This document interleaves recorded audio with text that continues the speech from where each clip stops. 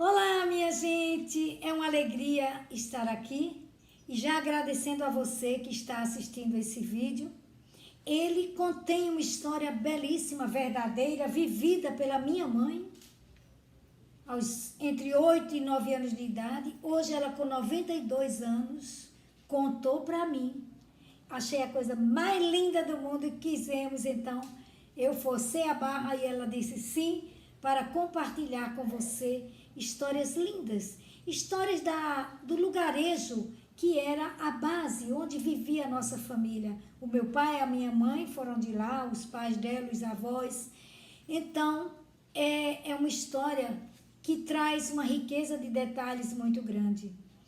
Mamãe já gravou um vídeo anteriormente, onde ela contou como surgiu a imagem de Santo Antônio, que é o padroeiro de Igarapeba, era Barra de Jangada, hoje é Igarapeba, e também daquele altar de madeira de lei que ela falou, e como foi construída aquela igreja. Então ela contou isso no primeiro vídeo, e olha que ela era criança. E depois que ela contou, eu fui puxando, eu disse, mamãe, como é que a senhora vivia? Então, nesse momento, qual era a sua participação na igreja? E perguntei, ela foi contando. Achei hiper interessante. Eu disse, mamãe, escreva isso. E ela escreveu. Depois que ela escreveu tudo, o que ela escreveu? Ela disse, então eu vou escrever as festas religiosas que tinha lá. Eu disse, ótimo. Ela disse, são coisas que eu vivi, que estão ainda, que eu me lembro, eu vou contar. Depois que ela escreveu, nós fomos para o computador, ela ditou e eu escrevi, fui puxando, e aí nasceu essa história belíssima, que hoje, dia 27 de maio de 2020, nós estamos aqui gravando para que você também, você que é amigo, você que é família, que você também conheça algumas particularidades. Talvez você até já conheça, eu não conhecia, mas lindo. Então são narrativas que, vamos dizer assim, que nos inspiram e nos impulsionam a fazer isso também. Não é? As coisas bonitas, recordações positivas, alegres, que ajudam a nossa fé a crescer. Isso sim deve ser partilhado, deve ser compartilhado. O bem é a corrente do bem. Então vamos deixar mais as coisas que não, que a gente pode deixar de lado, que é compartilhar o que não é bom, o que é negativo. E tem tantas coisas lindas, maravilhosas para a gente puxar da memória e deixar também eternizado na memória dos outros. Então mamãe aceitou fazer esse vídeo, fiquei muito contente, e depois que eu imprimi tudo, ela disse, eita, ficou muito grande, eu disse, mamãe, então vamos fazer assim, eu vou lhe ajudar nessa narrativa, eu vou ajudar, não é? Eu vou ler também, a senhora lê um pedacinho, eu leio outro, e aqui estamos nós, para levar até você, esperando com muito carinho que você goste dessa viagem que vamos juntos, você aí também, fazer a partir de agora. Pois é, estou aqui novamente para contar essas coisas maravilhosas que aconteceram na minha vida. Sou Terezinha Ramos de Abreu, filha de Antônio Ramos Barbosa e Eufrosina Ramos Barbosa. Nasci em Igarapeba, antigamente Barra de Jangada, no meu tempo de criança. E hoje casei também com Paulo Abreu dos Santos, né? Não posso esquecer que dele nasceram 4 filhos maravilhosos, que é Sônia Maria, Paulo César, Reginaldo e Everaldo. Tenho 8 netos, 7 bisnetos e 1 a caminho, filho de Ângela, minha primeira neta. Desta vez, vou deter-me nas minhas lembranças das festas religiosas que vivi intensamente e que aconteciam em Barra de Jangada, minha querida Igarapeba, Pernambuco, durante todo o ano. Aliás, essas festas integravam as pessoas e mantinham a nossa fé muito viva. E assim começo reportando-me aos anos de 1936, 1937, quando eu tinha apenas 8 ou 9 anos de idade. Estes momentos deixaram grandiosas marcas no meu coração e na minha mente, e foram, com certeza, determinantes para o crescimento da minha fé. Lembro com muito amor e com muito respeito da fortíssima, belíssima, enorme imagem de Santo Antônio, com o menino Jesus em seus braços, e daquele altar belíssimo de madeira de lei, vindos de Portugal. Isso mesmo, gente. Em estilo barroco, muitos já conhecem.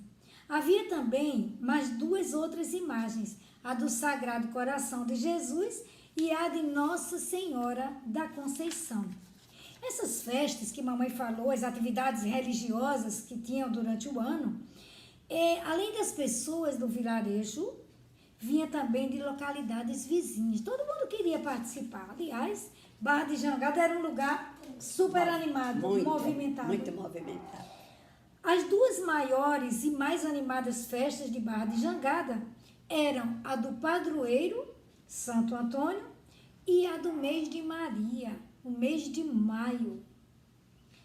Mas tinham outras também, né? Por exemplo, as Santas Missões. Era uma semana inteira pregadas por Padre Francisco de Palmares e por outro padre que mamãe não lembrou agora o nome, né? Todos os dias, olha que coisa linda. Às 3 horas da manhã, os padres saíam acompanhados por outras pessoas também, pelas ruas da vila, na frente de todas as casas, e tocando a campainha para acordar o povo e dizer: vamos para a igreja que vai começar a oração. E à medida que os padres iam andando, as pessoas já iam atrás dele, já nessa procissão, rumo à igreja.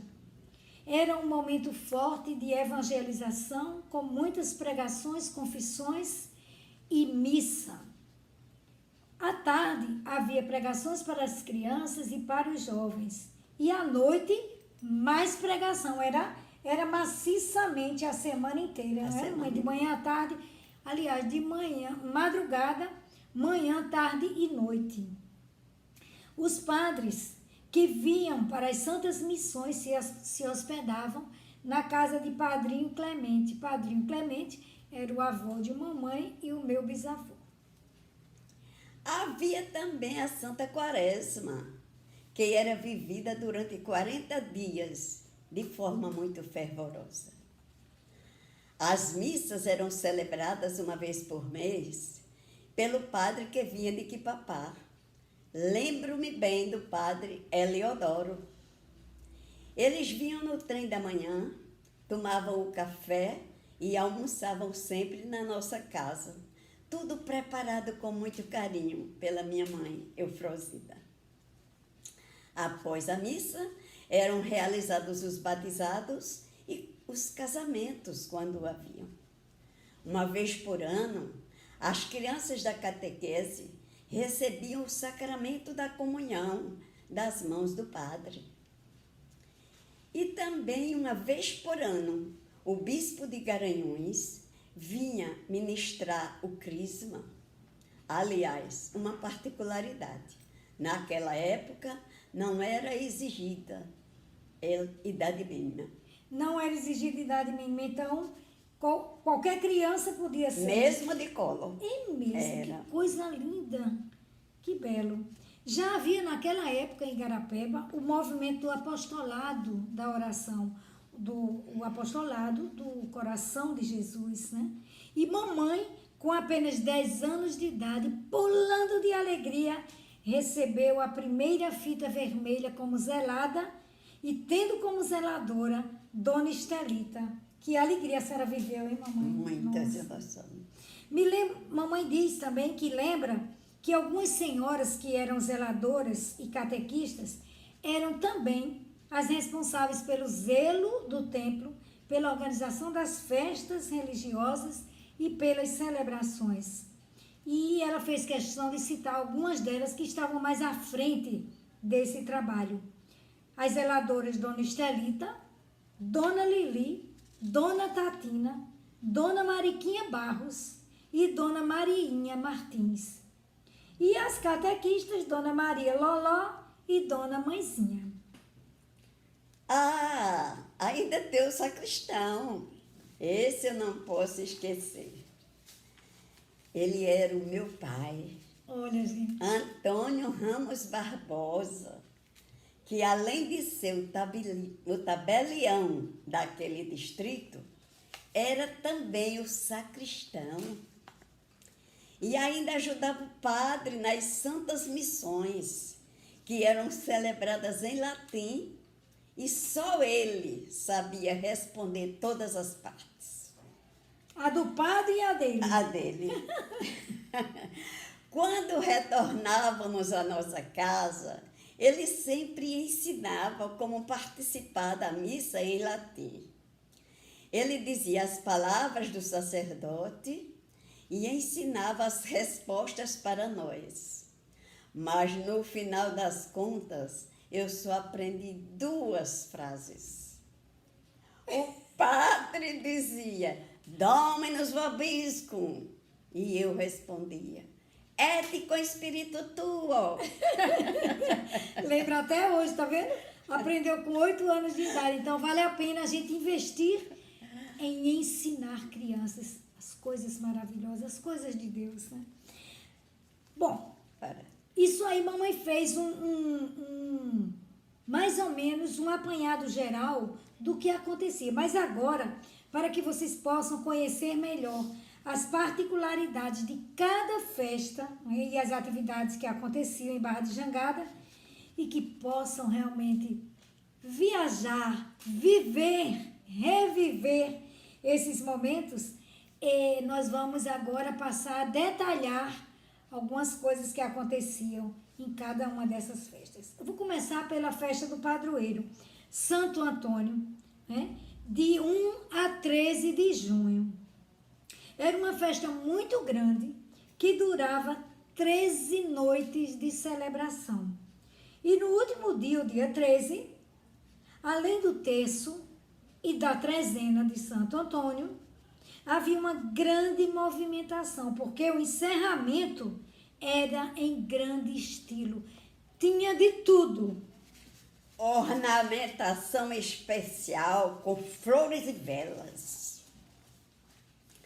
Toalhas novas para o altar. Roupinha nova para o menino Jesus, que ficava nos braços de Santo Antônio. A procissão do mastro para hastear a bandeira trazido da mata. A bandeira de Santo Antônio. A apresentação do coral formado por jovens da comunidade. A procissão com a imagem do padroeiro. A apresentação da banda de pífano e zabumba. As quermesses. Os fogos de artifício, foguetões, bengalinhas para as crianças. E os famosos balões. E ainda tinha as comissões da festa. E tudo isso, minha gente, que criava um clima de fé e devoção. E tudo era levado a sério, tudo de forma muito solene que acontecia. E a participação também das pessoas. Aqui um detalhe. Para cobrir as despesas das festas, as senhoras responsáveis formavam algumas comissões para arrecadar dinheiro no comércio e nas casas das famílias. Alguns homens também trabalhavam na organização e na arrecadação, sob a coordenação do meu avô Clemente. Para deixar essa comissão mais animada e levar a alegria aos visitados, meu avô contratava a banda de pífano e zabumba, que acompanhava o grupo aos sítios vizinhos e também às casas das ruas da vila, para arrecadar dinheiro que ajudariam nas despesas da festa de Santo Antônio e também as prendas, que eram galinhas, ovos, cachos de banana, jacas, muitas vezes até bode, né? Então era assim, e tinha muitas outras coisas. Era muito divertido. Que lindo, né? E era muito interessante, realmente. E o padrinho Clemente, acontecia assim, ele ia na frente com outros senhores que o acompanhavam e a banda atrás tocando. Em frente a cada casa parava e a banda tocava. Quando a banda parava de tocar, os donos da casa traziam as ofertas. E assim, eles seguiam percorrendo todas as ruas. Pense num povo unido e animado. E as pessoas de casa, a mamãe contou, que ela já ficava esperando, já ali formalmente esperando quando chegasse na frente da casa dela. E elas já separavam tudo que ia doar para a festa com o maior amor, carinho. E isso realmente tornava como se fosse assim, mamãe. Cada detalhe desse dava a alegria da celebração. Da festa. Todo mundo se prestava com o maior carinho, com o maior amor. E a bandeira de Santo Antônio, que abria a festa? A particularidade aqui é bem interessante. Muitos homens, uns 10 mais ou menos, logo pela manhã, eles iam para a mata cortar e trazer em procissão, em grande estilo, a madeira que serviria de mastro para hastear a bandeira de Santo Antônio. O cortejo era acompanhado de foguetões para anunciar que já estavam se aproximando. E lá, quem já foi em Garapeba sabe que quem vem da mata é tudo muito ladeiroso, mas do lugar a gente vê quem vem descendo a ladeira. Os foguetões ajudavam já a dizer, opa, tá chegando, e dava para ver eles descendo, né? E quando o povo, justamente o que eu disse agora, o povo escutava os fogos, iam para as calçadas e para saudar com muitas palmas quando passava na frente da casa. Eles iam ali pelo Cabugá, né? Passava e subia a ladeira. E subia a ladeira. E as pessoas iam até a igreja, era uma festa. Tudo era num clima de fé, respeito e seriedade. Cada homem daqueles 10 se sentia muito honrado em ajudar a trazer o mastro, que tinha uns 7 metros de comprimento. Um buraco que já havia sido feito à frente da igreja aguardava o tão esperado mastro. E antes de erguê-lo, colocavam uma argola na ponta da madeira com um cordão para que à noite pudessem hastear a bandeira. Na abertura da festa, umas 18 horas, a bandeira vinha em procissão da casa dos padrinhos que tinham sido escolhidos no ano anterior e guardavam a bandeira durante todo o ano. Ao chegar na igreja, todos iam para a calçada da igreja, para presenciar a solene, esse maravilhoso momento do hasteamento da bandeira de Santo Antônio, dando início assim à festividade. Era muito lindo. Os terços e a trezena reuniam todas as noites, com muita devoção, todos os católicos de Igarapeba. A igreja ficava lotada. E a última noite era sempre a mais festiva, com pessoas vindas dos sítios e dos distritos vizinhos, né? De Periperi, São Benedito, Florestal. Né? Quanta fé era percebida em cada olhar, em cada gesto. Quanta alegria de cada um quando se dirigia à igreja para participar. E um detalhe, não importava se chovia ou não, a alegria e o comprometimento eram os mesmos. E com um detalhe, tudo à luz de velas. Naquela época não tinha eletricidade. Havia sim lanternas feitas de lata de óleo, com arame amarrado, né, lá servindo de alça, que carregávamos nas mãos, com uma vela acesa dentro, iluminando o caminho que nos levava à igreja. No último dia da festa, por volta das 16 horas, dava-se início à procissão. Subidas e descidas naquelas ladeiras, cheias de buraco, pedras, com todo o cuidado para não se escorregar ou cair, percorrendo todas as ruas da vila. Durava mais de 2 horas e só terminava quando o andor era colocado dentro da igreja, acompanhado por muitas pessoas, num clima de entusiasmo, fé e alegria. Durante as 13 noites, o sino tocava 3 vezes, a cada 15 minutos mais ou menos, para avisar o povo que se aproximava a hora da oração. A última chamada avisava que já ia começar. E quem tocava o sino? Qualquer pessoa que desejasse, desde que fosse jovem ou adulto, porque a escada para o coro, onde fica o sino, é muito íngreme, perigosa, né?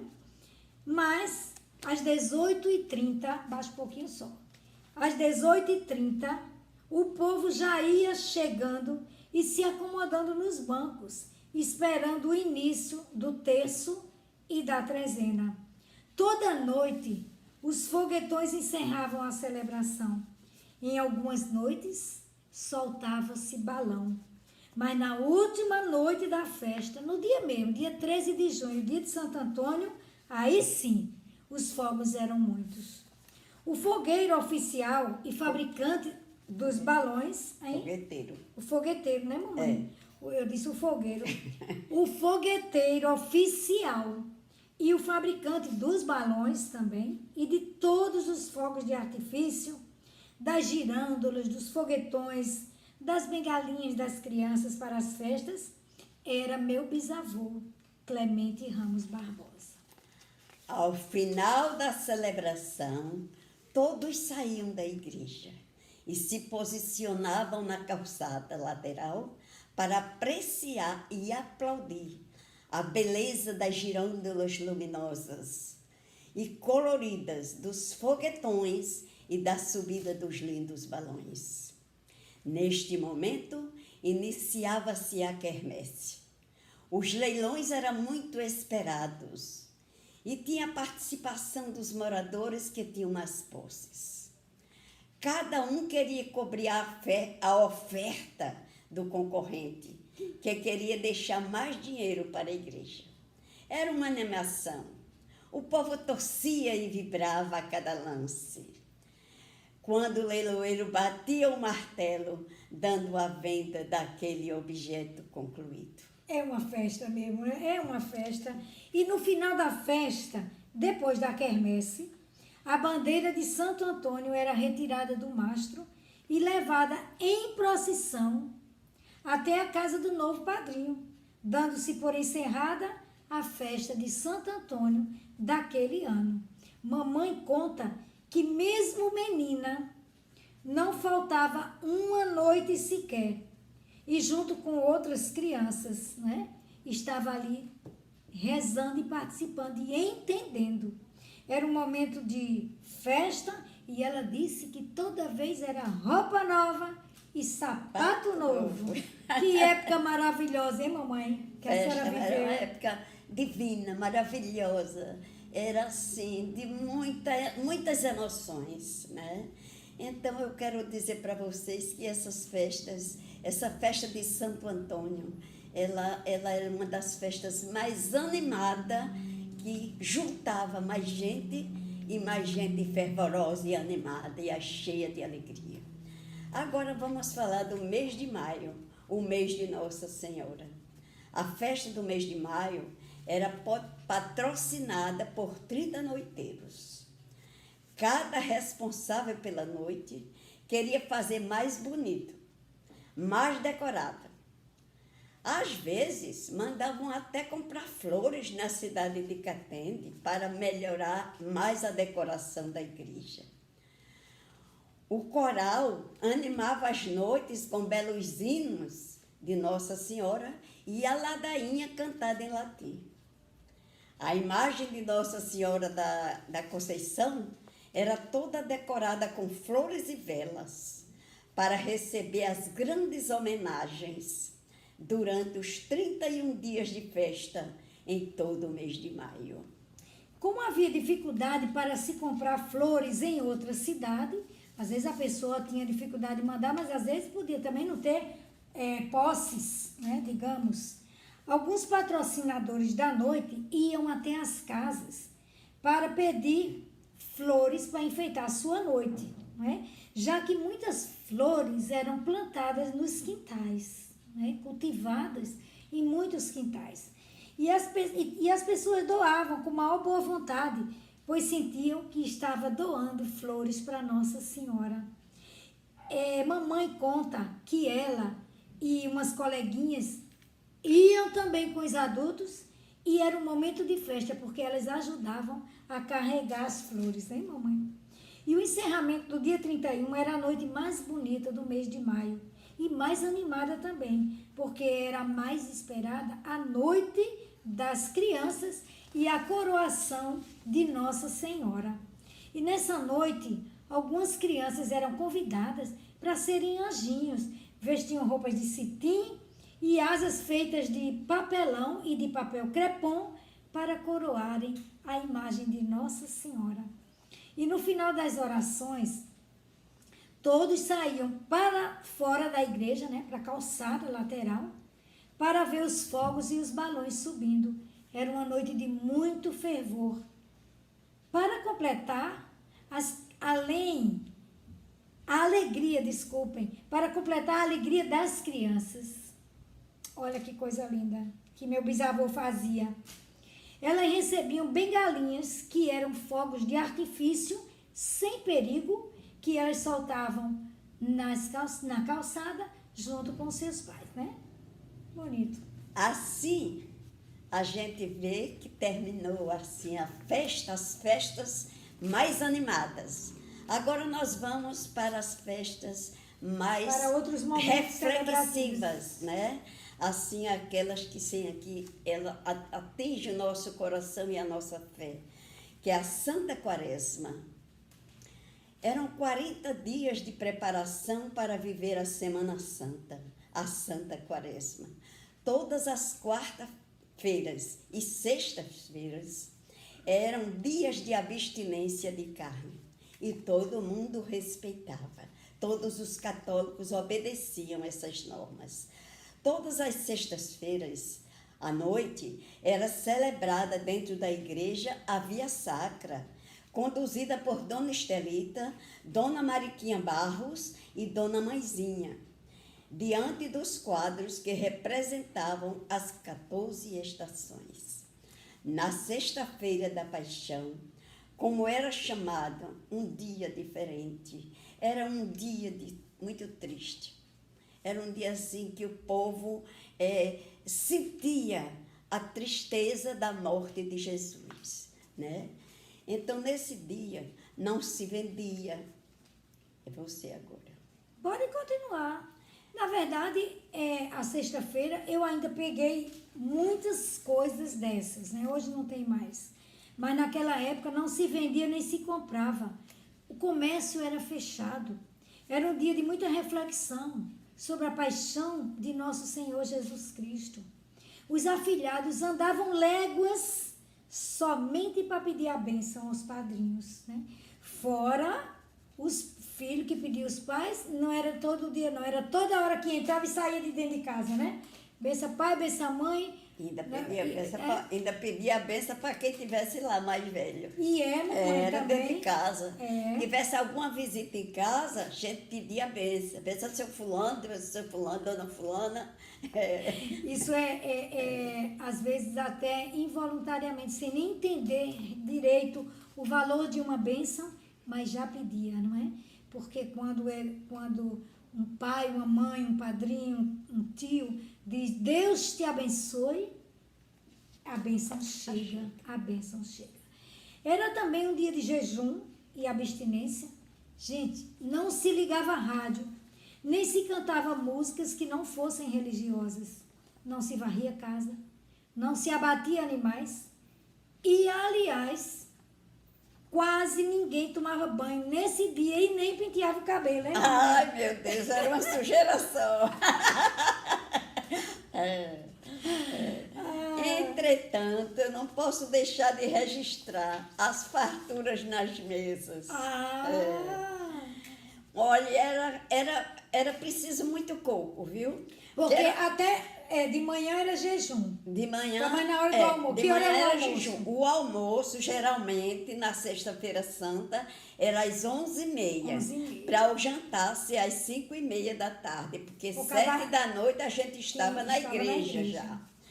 E o Então, que é que tinha? era feijão de coco, era arroz de coco, peixe de coco, bacalhau de coco, bredo de coco, Maxixe. girimum de coco, maxixe de Eita. coco, olha, haja coco, viu? Haja coco, hein, gente? Haja coco. Achei muito interessante isso que mamãe contou. Na Sexta-feira Santa, era confeccionado o Santo Sepulcro, feito com caixotes de madeira e revestido com papel madeira machucado para dar a aparência de pedras, né? Sobre o sepulcro era colocada a imagem do Senhor morto. Era um momento de tanta piedade que levava as pessoas às lágrimas. Dona Estelita, juntamente com algumas zeladoras, e mamãe, no meio dos adultos, sempre querendo viver esses momentos de fé, passavam a noite inteira, da sexta para o sábado, em vigília, em oração. E na manhã do sábado, por volta de 5 horas da manhã, o sacristão, que era meu avô, o pai dela, né? Ele abria o missal litúrgico para proclamar as palavras aleluia, aleluia, aleluia, que estavam no missal escritas em vermelho. Após encontrá-las, ele me pedia para ir ao coro, tocar o sino. Eu era uma menina com pensamentos e responsabilidade de adulta. Basta dizer que eu era a única criança que tinha autorização para subir ao coro, porque eu era de muita responsabilidade. E assim, eu subia ao coro para repicar o sino. Os comerciantes, ao ouvir o repicar dos sinos, abriam suas portas e os marchantes começavam a matança dos animais para serem vendidos. E assim a vida voltava ao normal. Aqui vale um registro. A grande maioria das pessoas ficava em suas casas aguardando ansiosamente o repicar do sino, anunciando que o aleluia foi encontrado.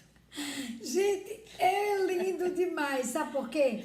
Porque naquela época se contava que se o aleluia não fosse encontrado, o mundo se acabaria. Então, imaginem o tamanho da alegria que o povo sentia ao escutar o repicar dos sinos. Eu quero até lembrar que quando eu era criança, eu ainda vivenciei, mamãe, isso lá em Garapeba. Na hora que, quando eu passava, vamos dizer, a Semana Santa lá, eu subia, eu tinha um medo, meu avô, Antônio, né? Isso já vem passando a tradição, mas nessa época eu era pequena e disseram, ó, tem que encontrar. E aí, graças a Deus, eu me lembro de uma vez que encontraram e a gente fica tudo pulando de alegria, né? Neste dia, no sábado, já era desmontado o Santo Sepulcro. E o domingo da ressurreição era celebrado na noite do sábado para o domingo, com a igreja lotada, a solenidade da ressurreição. Agora, eu queria o seguinte. Quando mamãe me contou essa história, esses detalhes, a gente foi vendo percebendo, eu fui percebendo, olha que lindo, olha. A igreja agora, nesse momento, a gente acabou de falar em sino, tocando o sino, dizendo, vai começar a celebração. Que lindo, louvado seja Deus. E mamãe me contou muitas coisas e eu fui vendo de onde vem a nossa fé, né? De quem era na nossa família que era tão religioso, que foi trazendo para nós, mamãe, de quem ela aprendeu, como é que foi isso. E ela me contava as histórias belíssimas e algumas particularidades do meu avô, meu bisavô, Padrinho Clemente. E eu pedi à mamãe, vamos fazer o seguinte, vamos contar à parte algumas coisas sobre a vida dele, porque a gente não sabe, a gente não conhece. Esse avô, esse Padrinho Clemente, ele é justamente o pai da mãe dela, não é? De vovó Eufrosina. E ela então vai contar para nós um pouco de quem era, o que aconteceu de relevante nessa época, algumas coisas, né? De Clemente Ramos Barbosa. Aqui eu cito como detalhes de uma vida. Clemente Ramos Barbosa, meu avô. Durante muitos anos, seu Clemente, como era conhecido, era o responsável pela fabricação dos fogos e balões em todas as festas religiosas. Lamentavelmente, porém, numa das noites do mês de maio, após o término das orações, ao soltar os foguetões, um deles falhou.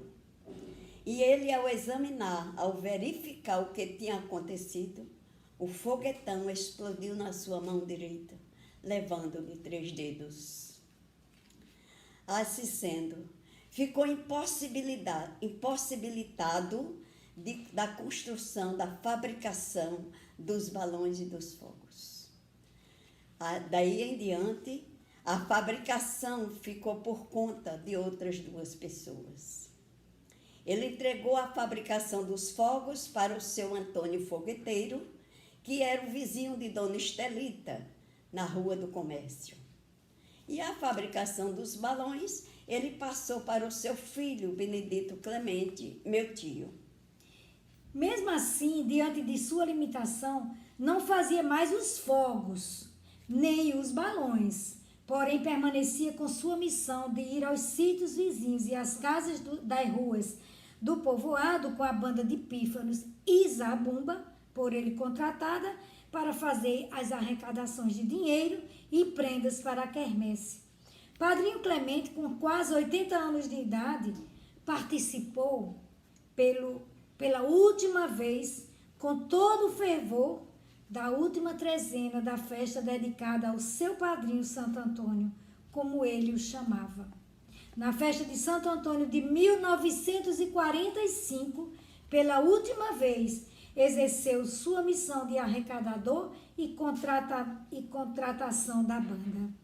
Participou dos 13 dias de celebrações, encerrando o último dia, cantando o seu hino preferido em homenagem ao seu padroeiro.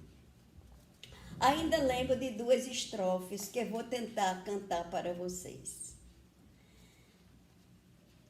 Com Deus tem Antônio amorosos laços, que sempre se via com Jesus nos braços, que sempre se via com Jesus nos braços.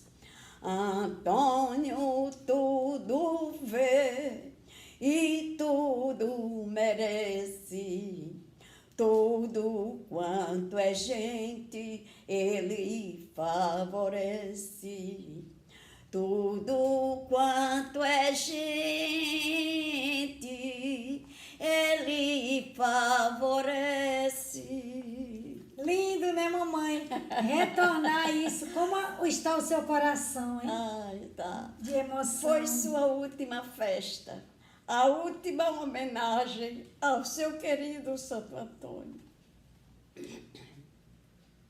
Continue, Sônia. Fazia uns 6 meses que Madrinha Zefa, a esposa dele, havia falecido. E desde essa época ele passou a morar na casa de minha mãe, na casa de Eufrosina, que cuidava dele com muito carinho. Aqui uma particularidade contada por vovó a mamãe. Ele nunca rezava sentado. Ele sempre rezava de joelhos ou de pé. Comumente, rezava em frente a um quadro do Sagrado Coração de Jesus que havia na sala. E logo após a festa de Santo Antônio, Padrinho Clemente pegou uma forte gripe. E isso o deixou mais quieto, mais recolhido, acamado. Entretanto, mesmo enfermo, todos os dias ele se levantava, mesmo com dificuldade, e ia até a sala para fazer suas orações. Exatamente 1 mês e 3 dias depois da festa, dia 16 de julho, dia de Nossa Senhora do Carmo, de quem era devoto, ele faleceu. E aqui eu me lembro de um detalhe muito importante contado pela minha mãe, que muito me marcou. Era dia 16 de julho e eu com minha irmã Zezé e seu esposo José Cardoso tínhamos ido para o Recife participar da festa de Nossa Senhora do Carmo, a padroeira daquela cidade. Minha mãe dizia que mais ou menos meia hora antes do meu avô morrer, por volta das 10 horas da manhã, ele se levantou pela última vez e rezou em pé, junto à cama. Mesmo no seu quarto, pois já sentia-se muito fraco para ir à sala. Ao final da oração, ele deitou-se e recebeu a visita de um compadre, seu João Caetano, que morava na rua do Cabugá. E depois de uns 10 minutos de conversa, seu João despediu-se e já ia embora quando meu padrinho Clemente lhe disse: compadre, eu já estou com o cirro. O cirro era o ronco da morte. O compadre sorriu sem acreditar e foi embora. Disse: ele deve estar com febre, né? Delirando. Assim que seu João saiu, a vovó Eufrosina contou à mamãe isso. Escutou aquela conversa e disse: meu Deus. Aí foi lá no quarto, veio o pai dela e viu que realmente ele estava morrendo. Correu depressa, chamou o compadre, que ainda estava descendo a calçada da casa dela, e disse: pai está morrendo. E voltou depressa para pegar uma vela para o compadre colocar na mão de Padrinho Clemente. E assim, meu avô e padrinho se foi em paz, morrendo como um santo, sem sofrimento, sem angústia, sem medo, sereno, com uma tranquila e consciente entrega de sua vida nas mãos de Deus. Dá uma saudade lembrar desses detalhes, mas dá também uma grande alegria de saber que conheci pessoas tão sábias, tão especiais, que deram testemunho de amor e fé em Deus, de compromissos pelo reino, que me ensinaram tanto. E hoje eu luto todos os dias da minha vida para conservar a minha fé pela oração, pela palavra de Deus, pela Eucaristia e pelo amor a Deus e aos meus irmãos. Aqui eu deixo o meu abraço e as minhas orações. Muito obrigada pela paciência de vocês.